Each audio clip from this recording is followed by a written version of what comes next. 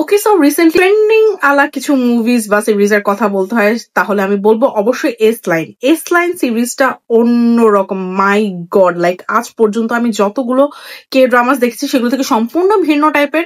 শুরুর দিকে আমার কাছে মনে হয়েছে যে এমন টপিক নিয়ে কে ড্রামা আই থিঙ্ক খুব কমই বানানো হয় কে ইন্ডাস্ট্রিতে, but still they are really very brave যে এই টপিকটা নিয়ে তারা সিরিজ বানিয়েছে।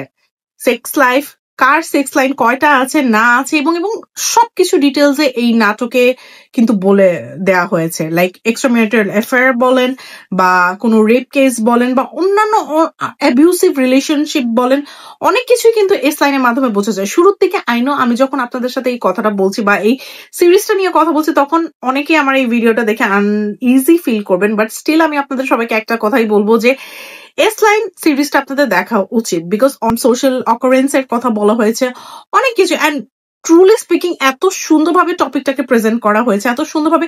এস লাইন কারো কারো আছে, কারো কারো নাই, কারো দুটো তিনটা, কারো আবার ভর্তি।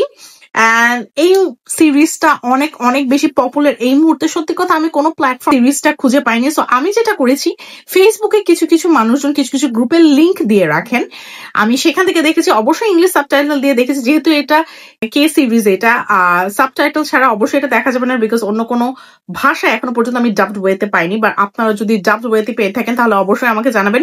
এস লাইন সিরিজটাকে পার্সোনালি আমি রেকমেন্ড করবো অবশ্যই 8.8 আউট অফ 10।